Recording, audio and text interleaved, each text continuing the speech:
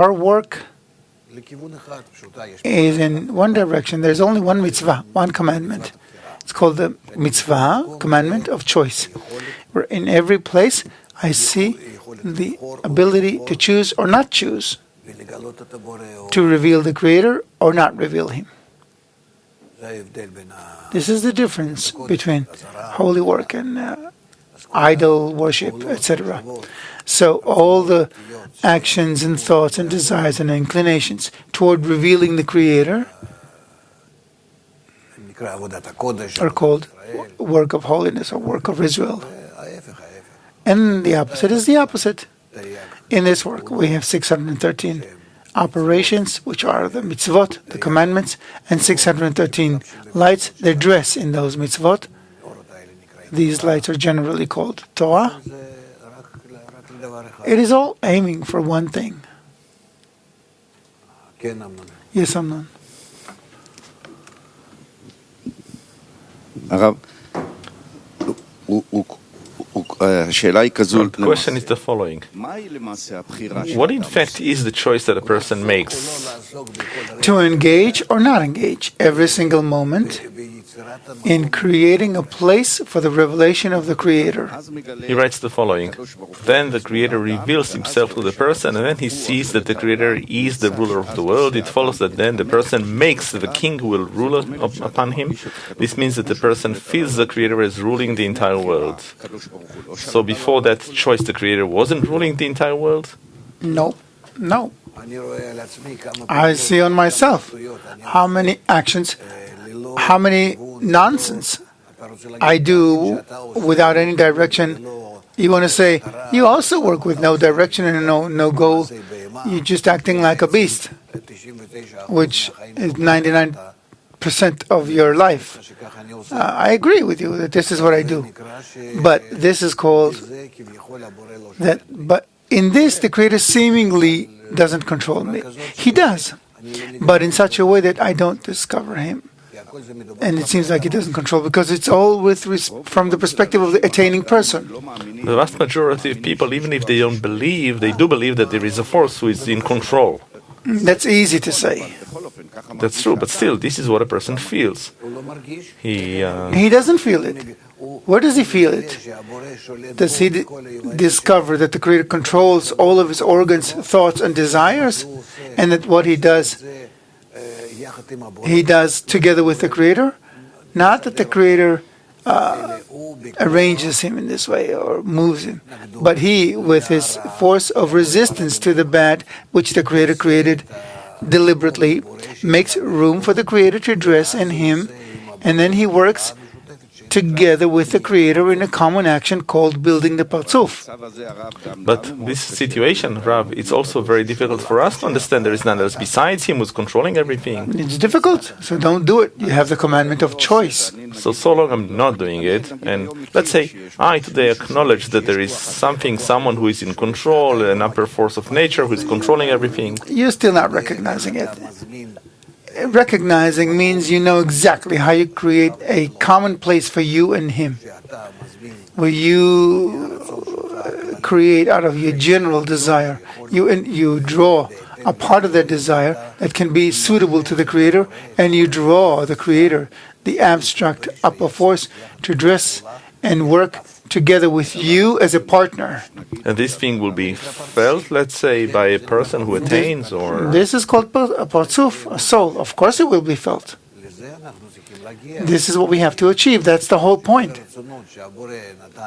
All the desires that the Creator placed in me, I haven't seen all of them. They still have to be revealed, like this, like that. But of all of them, I have to make a form, a shape where the Creator, according to the equivalence of our thoughts and desires and actions, He can dress in them. So this is how I discover Him. In other words, I build the Creator. I take clay, sand,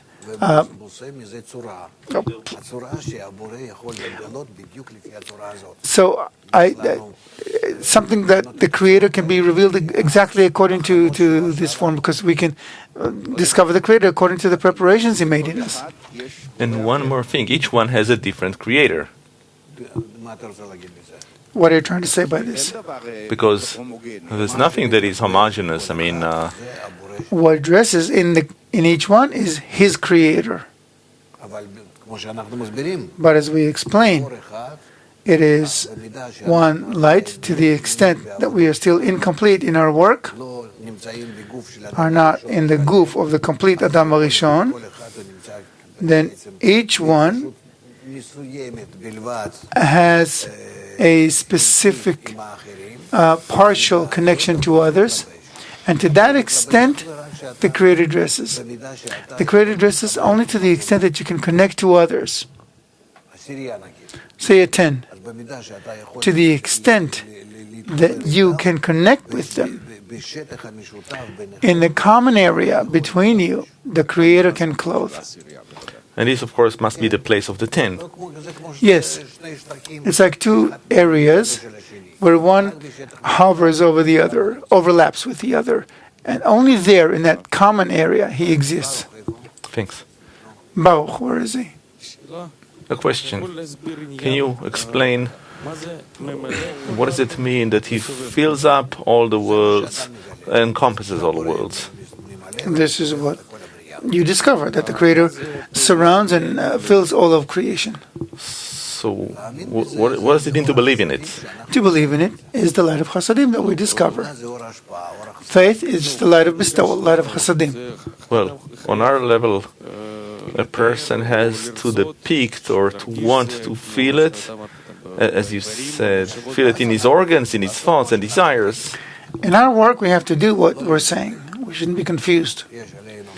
We must perform the act of choice, which is in the connection between us, as he writes in Matan Torah and arvut, to the extent that we can achieve a level of arvut in the group. To that extent, the Creator will dress in us, in the area that will be corrected by the commandment of arvut, mutual guarantee. What does that mean? It means my desire and the desire of the friends, to some extent, become one desire. It's called I become his guarantor and he becomes my guarantor, the friend and I. And the place of choice versus the place of faith, what is the difference? Is it the same? No, the place of faith is a corrected place, a place of choice. It is when I can turn it into a place of faith. Faith is the force of Chasadim, the desire to bestow. First, we have to achieve this, and by this, we get closer to each other. But being included in each other is through desires that are actually under one zivug, coupling. Well, it needs to be revealed in our senses, and then there won't be questions. Yes.